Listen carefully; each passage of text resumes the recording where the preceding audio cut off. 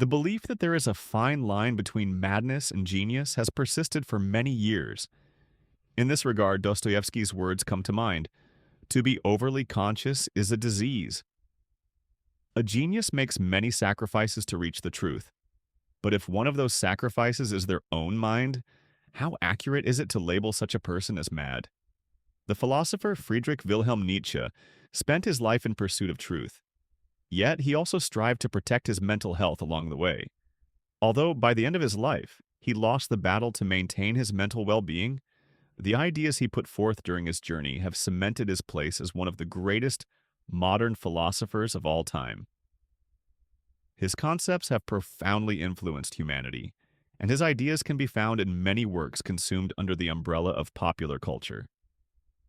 The decline of religion's influence on societies, the resulting sense of meaninglessness, and the individual's struggle to find new meaning for themselves. When we immerse ourselves in such questions, it becomes impossible to view life through the same lens. And the subject of this video is the philosophy of Friedrich Wilhelm Nietzsche. God is dead, God remains dead, and we have killed him. How shall we comfort ourselves, the murderers of all murderers? To understand this famous statement, God is dead, we must first analyze the era in which Nietzsche lived. In the 19th century, as the Enlightenment progressed, Western civilizations advanced their trust in reason and science. As a result, they began to distance themselves from the long-standing concepts of religion and God. During this period, people lost their motivation to read the Bible, attend church, or pray to God. However, the loss of authority of the centuries-old concept of God created an immense void of meaning. If we are not to live by God's rules or according to His will, then for what shall we live? Questions like these began to arise among people, and at this point, the philosophy of nihilism emerged. According to this philosophy, life has no inherent meaning or purpose, and all the values we believe in are essentially meaningless. In light of these developments, Nietzsche proclaimed, "God is dead." This statement was not made to celebrate a victory over religion. On the contrary, it was made with unease. After all, a system that had given meaning to people's lives for centuries was on the brink of collapse, and this would plunge humanity into a difficult period. In truth, nothing had changed about the concept of God or religion. What had changed was people's mindset. They had drifted away from their beliefs and destroyed the values they once held dear. For a person to live without belief in God or religion, the philosophy of nihilism offers little help. In fact, by confronting us with the meaninglessness of life, it pushes us further away from life itself. Nietzsche recognized this and introduced a concept to help humanity avoid drowning in the deep, dark waters of nihilism. In his book, Thus Spoke Zarathustra, he boldly declares, "All gods are dead.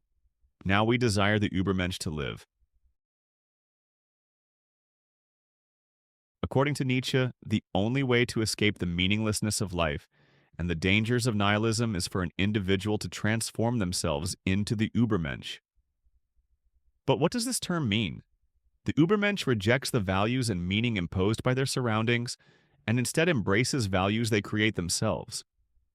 Rather than following the path of the herd, they carve their own path. They hold their ideals sacred and strive to overcome any obstacles to achieve them, no matter the cost. The Übermensch is confident, independent, and free, but can also be selfish, ruthless, and dangerous when necessary. Nietzsche argues that for a person to become the Übermensch, they must change their perspective on suffering. Instead of avoiding pain, they must embrace it. He even suggests that suffering should be felt in its rawest form, as it is through suffering that humans grow and elevate themselves. For this reason, he advises against numbing pain with substances like alcohol or other drugs, which he considers forms of escapism. Nietzsche believed that religion is the greatest numbing agent in the face of suffering. Many religious individuals, unable to bear their personal pain, turn to religion as a refuge.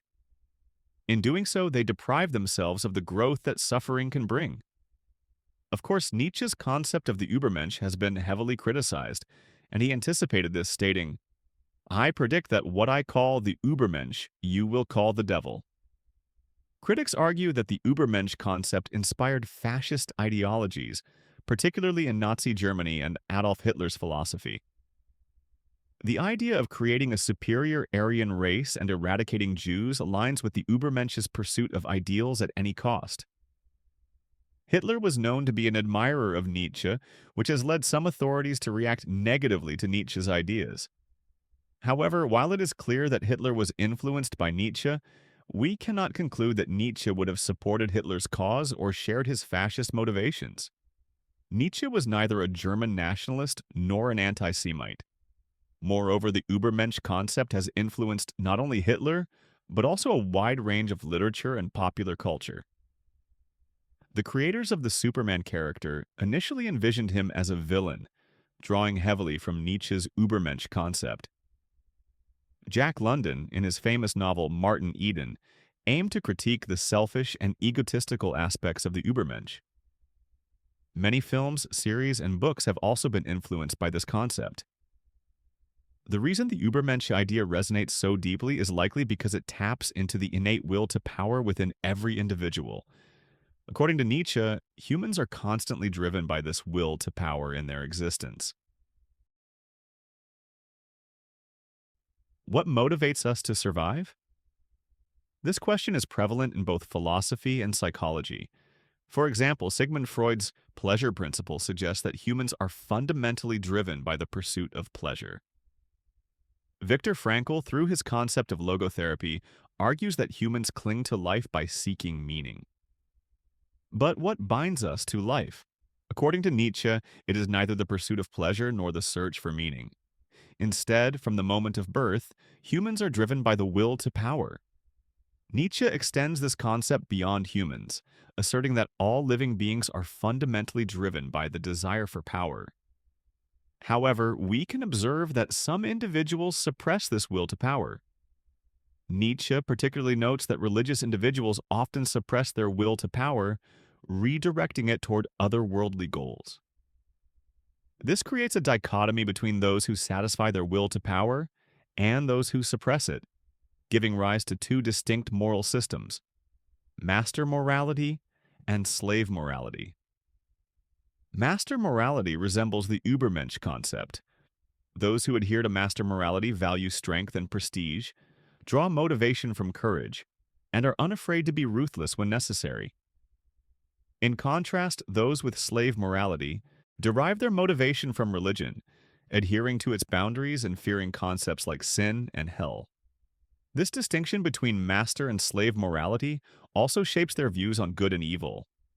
For example, if someone with slave morality is wronged, they are encouraged to forgive and show mercy rather than seek revenge. However, someone with master morality would view this behavior as weakness and cowardice. Nietzsche points out that in ancient civilizations only master morality existed. During this era, good was associated with strength, prosperity, and wealth, while evil was linked to weakness, helplessness, and poverty. Over time, as more people fell into the latter category, they rebelled against master morality and devised their own moral system, slave morality. In this system, weakness is reframed as goodness, poverty as humility, and helplessness as mercy. In essence, what master morality deemed evil was repackaged as good in slave morality. Nietzsche also introduces the concept of eternal recurrence, stating that time is a flat circle. While time may appear linear, it is fundamentally cyclical. Since time is cyclical and everything in the universe is connected to time, we can conclude that all events in the world repeat themselves in an infinite loop. Nietzsche calls this the eternal recurrence. He elaborates, "You will live this life as you live it now, once more and countless times more. Nothing will be new. Every pain, every joy, every thought, and every breath will return to you in the same sequence. Even this twilight among the trees, this spider, this moment, and I myself will return. The eternal hourglass of existence will be turned over and over again, and you with it, a mere speck of dust. If human destiny is a series of repeating events and this cycle cannot be broken, how should we respond to fate? Should we deny it and seek to change it, Or should we accept and even love it? Nietzsche's concept of amor fati, love of fate, encourages individuals to embrace their destiny rather than resent or rage against it. He writes, "My formula for greatness is amor fati, to desire nothing other than what is, neither in the past nor in the future, nor for all eternity. Not merely to endure necessity, but to love it." For most people, loving their fate is not a natural inclination. We often blame fate and imagine alternative scenarios. But does this contradict Nietzsche's Übermensch concept? After all, the Übermensch is encouraged to take control of their destiny, while Amor Fati suggests accepting and loving the fate one already has. Perhaps Nietzsche is urging us to avoid fixating on a single idea and instead blend these two perspectives. He opposes complete fatalism, which wastes human potential, but also encourages us to accept and embrace the aspects of fate we cannot change. When we look at Nietzsche's life, we can see how valuable, even redemptive, the concept of amor fati was for him. Nietzsche struggled with health issues throughout his life. His books did not sell well during his lifetime. His romantic relationships often ended in failure. While some of these misfortunes were self-inflicted, others were inevitable aspects of his fate. Resisting such a fate would only worsen the situation. Nietzsche reflects on this. Amor fati is the essence of my being. As for my prolonged illness, do I not owe it more than my health? I owe it a higher form of health. Indeed, what does not kill me makes me stronger. I even owe my philosophy to it. The ultimate liberator of the soul is great suffering. Tragically, as Nietzsche entered his most productive and influential philosophical period, his mental health began to decline. Some believe the breaking point came after a peculiar incident. One day, while walking, Nietzsche saw a horse being whipped by its owner. Overcome with emotion, he rushed to the horse, embraced it, and repeatedly said, "I understand you." After this incident, Nietzsche fainted. When he awoke, he began a downward spiral that ultimately led to the loss of his sanity. During this period, he suffered paralysis and lost the ability to speak or walk.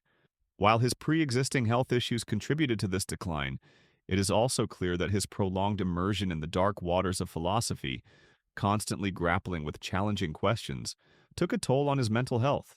In the end, one of the most influential figures in modern philosophy was, in a sense, crushed under the weight of his own ideas.